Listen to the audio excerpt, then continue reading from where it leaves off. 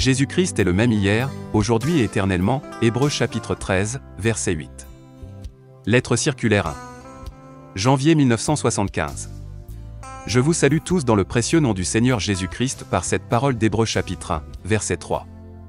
Étant le reflet de sa gloire et l'empreinte de sa personne, et soutenant toutes choses par sa parole puissante. Toutes choses ont été appelées à l'existence par sa parole puissante. Le Seigneur a parlé, et cela s'est accompli, il a commandé, et la chose fut présente. Ce que la bouche du Tout-Puissant prononce s'accomplit toujours. Sa parole est immuable, et nous devons saisir dans notre vie de foi l'action puissante de la parole de Dieu. La parole par laquelle toutes choses ont été créées et maintenues en vie est la même qui soutient également les croyants. Il est écrit dans Jacques 1.18, « Il nous a engendrés selon sa volonté, par la parole de vérité, afin que nous soyons en quelque sorte les prémices de ses créatures. » Le même Dieu qui a appelé la création entière à l'existence a fait de nous par la parole de la vérité une nouvelle créature en Jésus-Christ. Pierre écrit, « Puisque nous avons été régénérés, non par une semence corruptible, mais par une semence incorruptible, par la parole vivante et permanente de Dieu. » Mais la parole du Seigneur demeure éternellement, 1 Pierre chapitre 1, versets 23 et 25. La parole était au commencement, la parole est à la fin. Elle est une puissance créatrice, salvatrice et guérissante. Toute parole de Dieu a une répercussion dans notre vie, par la foi. Puissions-nous seulement saisir cette vérité, que chaque promesse que nous prononçons dans la foi s'accomplira, si nous remplissons les conditions divines posées par Dieu. Chaque promesse est liée à l'obéissance de la foi. Tous les croyants de cette dernière génération, qui croient aux promesses se rapportant au retour de Jésus-Christ, éprouveront que la parole que Dieu leur a adressée est véritable et que la puissance de Dieu se manifeste. En Christ s'est accomplie la parole de Dieu, déclarant qu'il ne verrait pas la corruption, et chaque promesse se rapportant à lui a été confirmée comme véritable. De la même manière, chaque promesse de la parole de Dieu s'accomplira envers chaque croyant. La même puissance qui a ressuscité Jésus-Christ d'entre les morts rendra la vie à nos corps mortels et les transformera. Tout s'accomplira conformément à la parole de Dieu. Dieu a déterminé dans sa parole le cours de l'histoire de l'humanité entière. Il n'y a absolument rien à changer à cela. Événements actuels. Toujours à nouveau, l'opinion publique est dirigée vers ce qui se passe au Moyen-Orient, et par cela même, le peuple d'Israël est rappelé au souvenir des gens. Tous les croyants savent quel est l'enjeu de ces choses, et ils pensent au peuple d'Israël dans leurs prières, et le bénissent au nom du Seigneur. Peu importe l'attitude prise par les gouvernements, l'attitude des enfants de Dieu s'aligne sur celle de la Bible. Le fait qu'il habite en Russie, en Chine, en Europe ou en Amérique ne joue aucun rôle, les croyants sont enseignés par Dieu, et ils ont pris la position divine de la parole. Nous savons qu'à la fin des temps, et conformément aux promesses de Dieu, les Juifs devaient être rassemblés de tous les peuples et devaient retourner dans leur pays d'origine. Le Seigneur Dieu lui-même avait fait la promesse à son serviteur et prophète, Abraham, que sa postérité habiterait dans le pays de la promesse. Dans les desseins de Dieu, il avait été arrêté qu'en tant que nation, les Juifs ne recevraient pas le Messie lors de sa première venue, et qu'ils ne le reconnaîtraient pas. Cela, afin qu'il soit donné à tous les peuples la possibilité de devenir croyants et de recevoir Jésus-Christ comme leur sauveur personnel. Déjà du temps de Moïse, le Seigneur prédit le destin du peuple d'Israël, car il voyait l'égarement de leur cœur, et il savait qu'ils ne se laisseraient pas reprendre par son esprit. Je vous disperserai parmi les nations, et je tirerai l'épée après vous. Votre pays sera dévasté, et vos villes seront désertes, Lévitique chapitre 26, verset 33. Vous n'y prolongerez pas vos jours, car vous serez entièrement détruits. L'Éternel vous dispersera parmi les peuples, et vous ne resterez qu'un petit nombre au milieu des nations où l'Éternel vous emmènera. C'est de là aussi que tu chercheras l'Éternel, ton Dieu, et que tu le trouveras, si tu le cherches de tout ton cœur et de toute ton âme. Deutéronome chapitre 4, versets 26 et 29. Le Seigneur Dieu se souvient de son alliance avec Israël. Bien qu'il eût été courroucé, il se tourne de nouveau avec amour vers lui. Ainsi parle le Seigneur, l'Éternel, voici, je prendrai les enfants d'Israël du milieu des nations où ils sont allés, je les rassemblerai de toutes parts, et je les ramènerai dans leur pays. Ézéchiel chapitre 37, verset 21. Dans Matthieu 24, le Seigneur Jésus parle du figuier qui commence à pousser et à porter du fruit, il veut parler d'Israël. C'est ce que nous enseigne Osée chapitre 9, verset 10. Paul poursuit, en rapport avec les Juifs, je dis donc, Dieu a-t-il rejeté son peuple? Loin de là. Car moi aussi je suis israélite, de la tribu de Benjamin. Dieu n'a point rejeté son peuple, qu'il a connu d'avance, selon qu'il est écrit, Dieu leur a donné un esprit d'assoupissement, des yeux pour ne point voir, et des oreilles pour ne point entendre, jusqu'à ce jour, Romains chapitre 11, versets 1, 2 et 8. Cet état demeure jusqu'à ce que le nombre entier des nations soit entré dans l'Église. Plus loin, Paul dit au sujet d'Israël, « En ce qui concerne l'Évangile, ils sont ennemis de vous, mais en ce qui concerne l'élection, ils sont aimés à cause de leur Père. » Car Dieu ne se repent pas de ses dons et de son appel, Romains chapitre 11, verset 28. Nous devons apprendre à nous approprier les pensées divines de sa parole, conformément à chaque thème biblique. Ce n'est qu'ainsi que nous aurons la possibilité de comprendre le plan de salut de Dieu, et nous pourrons alors nous écrier avec Paul. Aux profondeurs de la richesse, de la sagesse et de la science de Dieu, que ses jugements sont insondables et ses voies incompréhensibles. C'est de lui, par lui et pour lui que sont toutes choses. À lui la gloire dans tous les siècles. Amen.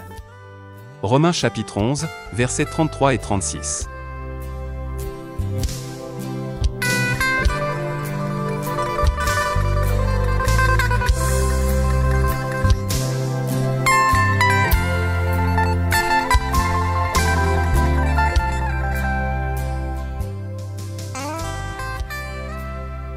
Le sabbat.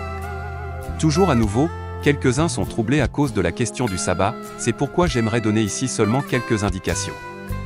Bien heureusement, je ne représente aucune communauté, et c'est pourquoi je peux librement et ouvertement exposer la parole de Dieu conformément à la vérité, sans avoir peur d'enfreindre la doctrine prescrite par une confession de foi.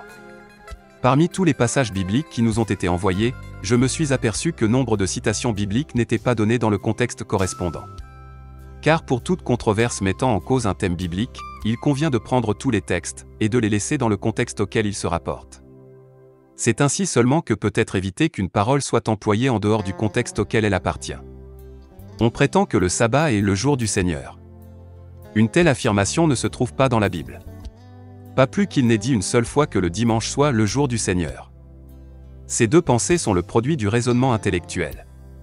Dans l'Ancien comme dans le Nouveau Testament, la Bible nous donne des renseignements assez clairs sur le jour du Seigneur. Je cite ce passage d'Ésaïe chapitre 13, verset 9, « Voici, le jour de l'Éternel arrive, littéralement, le jour du Seigneur, note du traducteur, jour cruel, jour de colère et d'ardente fureur, qui réduira la terre en solitude, et en exterminera les pécheurs. » Et, dans 2 Pierre chapitre 3, verset 10. « Le jour du Seigneur viendra comme un voleur, en ce jour, les cieux passeront avec fracas, les éléments embrasés se dissoudront, et la terre avec les œuvres qu'elle renferme sera consumée. » Le passage d'Apocalypse chapitre 1, verset 10 ne peut être vu qu'en rapport avec tous les passages qui se rapportent au jour du Seigneur. Jean fut ravi en esprit et transporté en ce jour-là. Il vit le jour du Seigneur qui était à venir. Le temps de la grâce est désigné comme le jour du salut.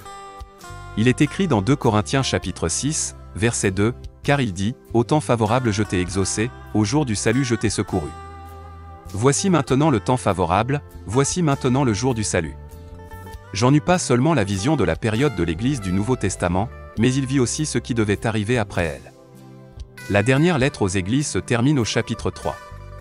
Nous lisons au chapitre 4. « Monte ici, et je te ferai voir ce qui doit arriver dans la suite. » Le temps de la grâce qui dure depuis presque 2000 ans, est désigné dans la Bible comme les derniers jours. À Pentecôte, Pierre se réfère au prophète Joël, et cite la prophétie du 3e chapitre. « Dans les derniers jours, dit Dieu, je répandrai de mon esprit sur toute chair. » Actes chapitre 2, verset 17. Aussi longtemps que l'esprit est encore à l'œuvre, nous nous trouvons dans le temps de la grâce. Mais, quand les 6000 ans seront accomplis, ce 6e millénaire qui aux yeux de Dieu représente le 6e jour, alors commencera le 7e jour de 1000 ans, le 7e jour de Dieu. Dieu acheva son œuvre en 6 jours, et il se reposa le 7e jour. Mais il est une chose, bien-aimés, que vous ne devez pas ignorer, c'est que, devant le Seigneur, un jour est comme 1000 ans, et 1000 ans sont comme un jour. 2 Pierre chapitre 3, verset 8. Après les 6 millénaires de l'histoire de l'humanité, depuis Adam, il y aura le jour de repos du Seigneur. C'est le règne de 1000 ans. Apocalypse chapitre 20, verset 6. Quelques-uns prétendent que ceux qui célèbrent le dimanche portent la marque de la bête. Non seulement c'est une fausse assertion, mais encore une funeste interprétation de l'Écriture.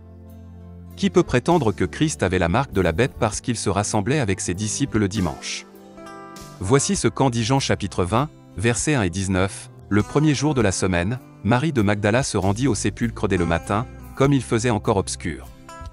Le soir de ce même jour, qui était le premier de la semaine, les portes du lieu où se trouvaient les disciples étant fermées à cause de la crainte qu'il avait des Juifs, Jésus vint, se présenta au milieu d'eux, et leur dit, « La paix soit avec vous. » 8 jours après, les disciples de Jésus étaient de nouveau dans la maison, et Thomas se trouvait avec eux. Jésus vint, les portes étant fermées, se présenta au milieu d'eux, et dit, « La paix soit avec vous. » Verset 26. Qui prétendra que Paul et les premiers chrétiens avaient la marque de la bête parce qu'ils célébraient un culte le dimanche? Le premier jour de la semaine, nous étions réunis pour rompre le pain, Actes chapitre 20, verset 7. Dans aucun passage biblique nous ne voyons que le Seigneur Jésus, ou les apôtres avec ceux qui étaient devenus croyants, célébraient un culte le jour du sabbat.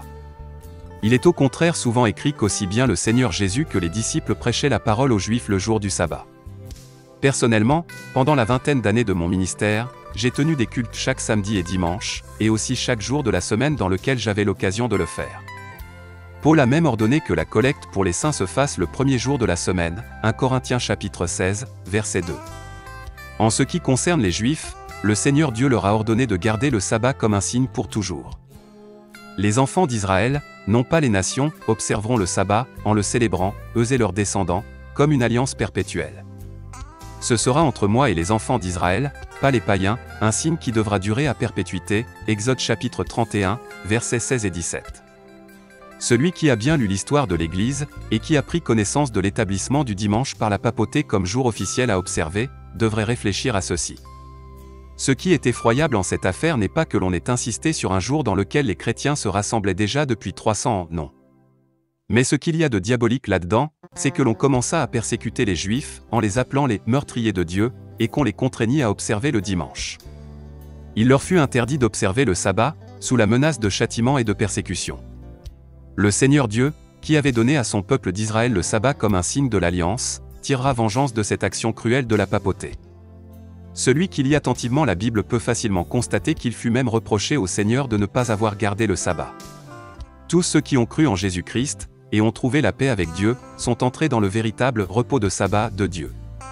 Ce repos ne s'étend pas seulement à un jour de la semaine, mais il est pour toujours en Dieu. Vous voyez qu'il est très important qu'en toute chose nous gardions l'équilibre biblique. Aussitôt que le fanatisme se glisse quelque part, l'amour de Christ se refroidit, et la chicane apparaît. Si nous faisons en sorte que quoi que ce soit d'autre que lui soit le point central de notre communion, la bénédiction a déjà disparu.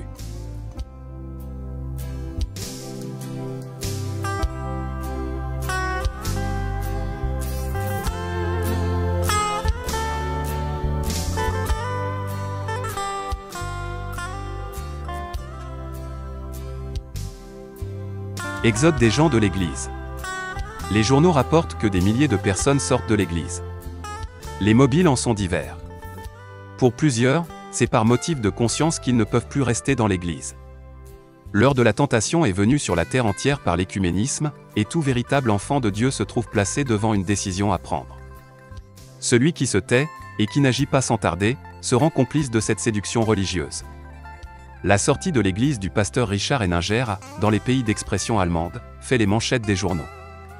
Il a déclaré littéralement ceci: « Il m'est impossible de lire en chair les recommandations, les déclarations et les appels aux offrandes de l'écuménisme, sinon je serais complice de cette séduction. » Pour prendre ses distances d'avec l'écuménisme, cela n'est possible qu'en sortant de l'église. Comme je ne veux rien avoir à faire avec l'écuménisme de Genève, tant du point de vue nominal que théologique, ou moral, politique ou financier, il ne me reste plus d'autre possibilité que de sortir de l'Église évangélique nationale. Autrement, il n'y a pas de possibilité de se distancer d'eux.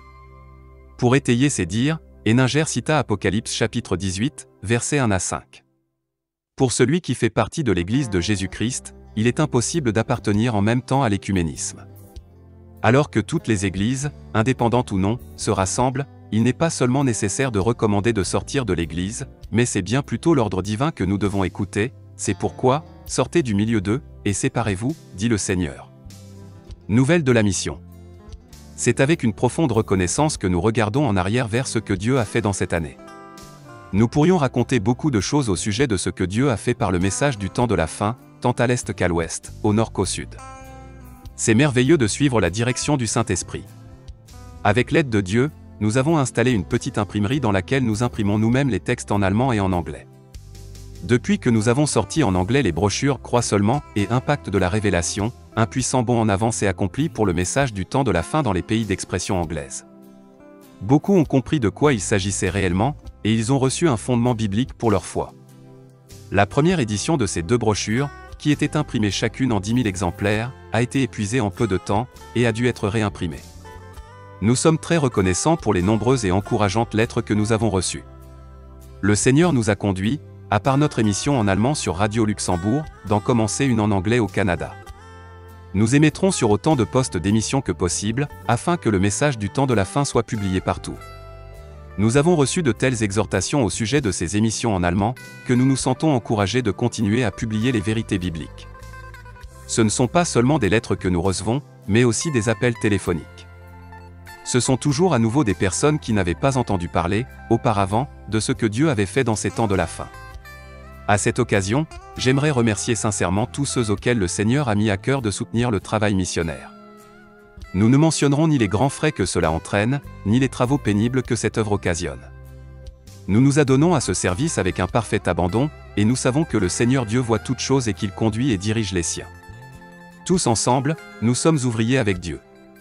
Chacun peut avoir part à ce que le Seigneur fait maintenant. Agissant de la part de Dieu.